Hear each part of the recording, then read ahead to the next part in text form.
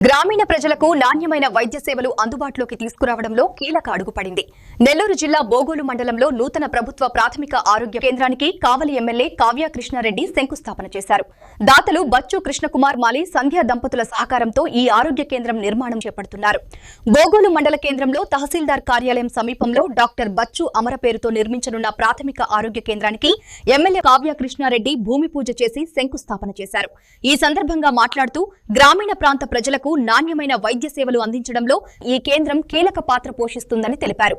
Highway పక్కనే ఆసుపత్రి ఉండటం వల్ల అత్యవసర సేవలు వేగంగా అందించవచ్చని చెప్పారు. ప్రకృతిలో చాలా పూలు పూస్తే పడిపోతాయి, పాసిపోతాయి, ఊడిపోతాయి.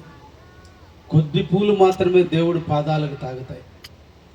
ఆ కోవకు చెందినటువంటి ఒక మంచి పువ్వే బచ్చు కృష్ణకుమార్ గారి దంపతులు. ఒక మనిషి 4 రకాల గోల్స్తో జీవించాలి అనేది మనకు పెద్దలు నేర్పిన నానుడి.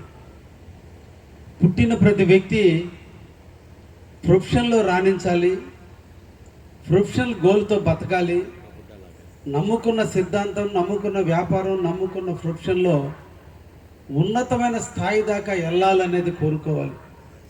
దాంట్లో మా బచ్చు కృష్ణకుమార్ గారు 100% దాంట్లో సక్సెస్ అయ్యారు. రెండోది ఫ్యామిలీ గోల్. అంటే చాలామంది కోటీశ్వర్లు అవుతారు, ప్రొఫెషన్లో బాగా రాణిస్తారు, ఇంటికి పోతే పిల్లం ముఖం సాయి చూడదు, తల్లిదండ్రులు ఎప్పుడు చూసినా వీడు అనవసరంగా పుట్టాడు, నా సాయి కనీసం నా పక్కన కూర్చొని 2 నిమిషాలు గడపలేడు, ఈ డబ్బు దేనికి, వీడు దేనికి, బయటేమో పల్లకి మోత, ఇంట్లో ఏమో ఈగిల మోత, కాబట్టి ఇటువంటి కొడుకుని కన్నాను అని తల్లిదండ్రులు బాధపడుతుంటారు. బయటేమో బ్రహ్మాండ కీర్తిమంతుడిగా ఉంటాడు, కానీ తల్లిదండ్రులతోనూ ఫ్యామిలీతోనూ బంధువులతో 10 నిమిషాలు కూడా గడపలేడు. తల్లి కళ్ళమ్మడి నీళ్ళు చూస్తుంది.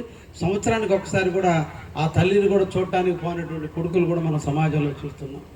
కానీ ఈరోజు బచ్చు కృష్ణకుమార్ గారి ఫ్యామిలీ గోల్లో కూడా ఈరోజు 100% అచీవ్మెంట్. ఎక్కడ చెల్లి చనిపోయింది, ఎప్పుడు ఆమెను గుర్తుపెట్టుకుంది ఎవరు, ఈరోజు ఆమె చూడదు, ఆమెకి ఎంత ఆస్తి ఉందో మనకు తెలీదు. కానీ తోడబుట్టిన చెల్లి చనిపోతే ఆమె పేరు మీద ఆమెకి కీర్తి రావాలని తపన